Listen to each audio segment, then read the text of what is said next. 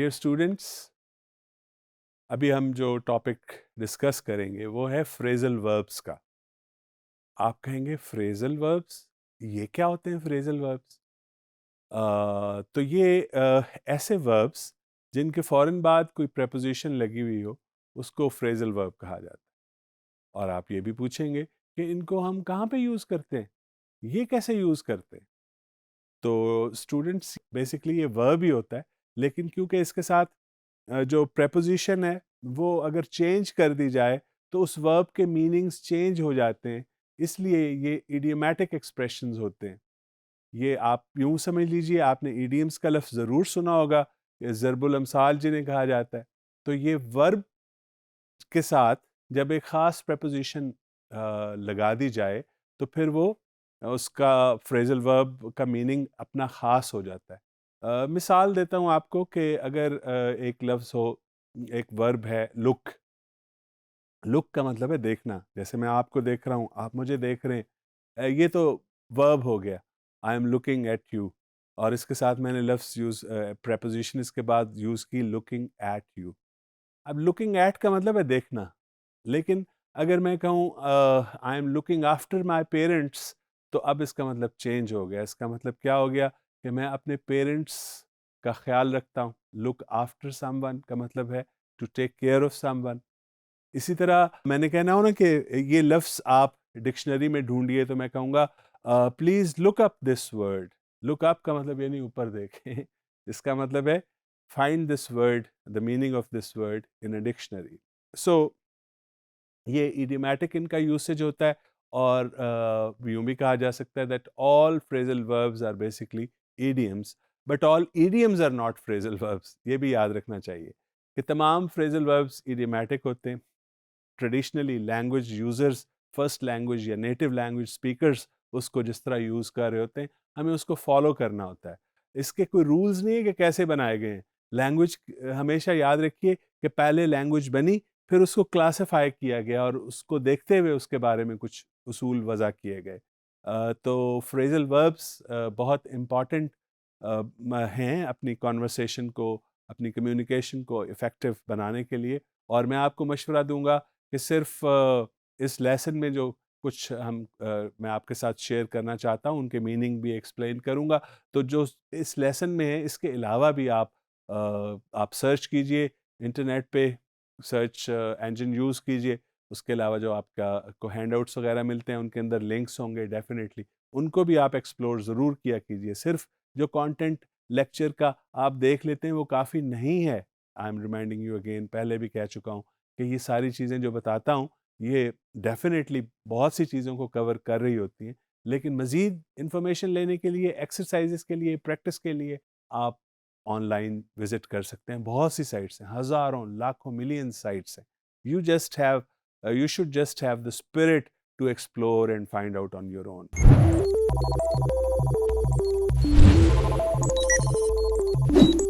तो चलिए देखते हैं कुछ एग्जांपल्स ऐसे फ्रेजल वर्ब्स की जो हम यूज़ कर सकते हैं अपनी रोज़मर्रा ज़िंदगी के अंदर। ब्रेकअप एक फ्रेजल वर्ब है। वैसे तो ब्रेक का मतलब आपको पता है क्या होता है? हाँ, तोड़ना। जो कोई चीज़ टूट जाए तो हम कहते हैं इट ब्रोक डाउन। लेकिन उसके साथ ब्रेक के साथ जो तोड़ने के सेंस में हम प्रेपोजिशन यूज़ करते हैं वो है ब्रेक डाउन। लेकिन ब्रेकअप का क्या मतलब होता है? ब्रेकअप का मतलब भी टूटने के सेंस में ही है, लेकिन अगर रिलेशनशिप टूट जाए, ताल्लुक किसी से टूट जाए, तो फिर हम यूज कर सकते हैं breakup. Let's look at the sentence in the example. Ahmed and Ali broke after many years of friendship. Ahmed and Ali broke up after many years of friendship. इसमें मतलब क्या कन्वे हो रहा है? That their relationship ended after many years of friendship. Next example देखिए। Bring up, इसका मतलब होता है कोई कोई बात, कोई नुक्ता, गुफ्तगू के लिए, बातचीत करने के लिए कोई मामला उठाना, कोई मामला किसी के सामने लाना, ब्रिंग अप। तो इसकी एग्जाम्पल देखिए। एग्जाम्पल ये है कि bring up the bonus issue in the next meeting. Bring up the bonus issue in the meeting, यानी नेक्स्ट मीटिंग के अंदर आप मामला बोनस का जो है वो उठाइए, उसके बारे में बात कीजिए। एक और कॉमनली यूज्ड फ्रेजल वर्ब है कैरी ऑन। कैरी ऑन का मतलब क्या होता है? जारी रखना। You are right. Carry on का मतलब है टू कंटिन्यू डूइंग समथिंग। जैसे आप कर रहे थे उसको उसी तरह जारी रखें। तो इसका सेंटेंस देखिए कैसे यूज हुआ है। Sorry, I didn't mean to interrupt, carry on with your speech. Sorry, I didn't mean to interrupt, carry on with your speech. आप जो अपनी बात या स्पीच जो है उसको जारी रखिए। माजरत कर रहे हैं स्पीकर इस सेंटेंस के अंदर। कैरी ऑन का क्या मतलब है? जारी रखना। अगली एग्जाम्पल है कैरी आउट। देखिए वर्ब एक ही है, वर्ब एक ही है और मीनिंग कैरी। कैरी का वैसे मतलब क्या होता है? उठाना। You are right. लेकिन यहाँ पे मतलब है कैरी ऑन। एक हमने देखा टू कंटिन्यू, और दूसरा हमने कहा कैरी आउट। कैरी आउट का क्या मतलब है? यस, कंप्लीट करना, to do some activity, to carry out some activity, to perform a task और असाइनमेंट। एग्जाम्पल देखिए, I couldn't carry out my plan for the month.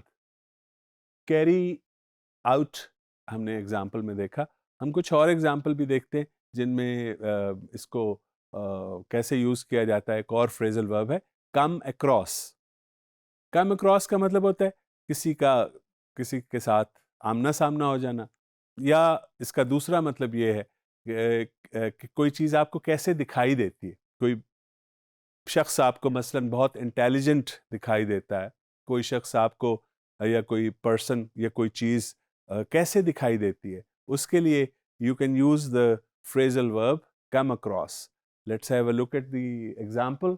Adil comes across as a very positive person. Adil comes across as a very positive person. यानी उसका जो impression हम पे बनता है, कैसे वो हमें दिखाई देता है। कैसे दिखाई देता है? As a very intelligent person. तो हम क्या कहेंगे? Adil comes across as a very positive person. Let's have a look at the next example. Find out बहुत सिंपल है। फाइंड आउट ढूंढना किसी चीज को। फाइंड से फाइंड आउट, इसके साथ जो लगता है जो प्रेपोजिशन है फाइंड के साथ, आउट का मतलब क्या है? Search something. आई वॉन्टेड, इसके एग्जाम्पल क्या है? I wanted to find out where Javed was from. I wanted to find out where Javed was from. यानी मुझे पता करना था कि जावेद का ताल्लुक किस इलाके से है या वो कहाँ से है। अगली एग्जाम्पल है एक और, गेट अलोंग। गेट का मतलब क्या होता है?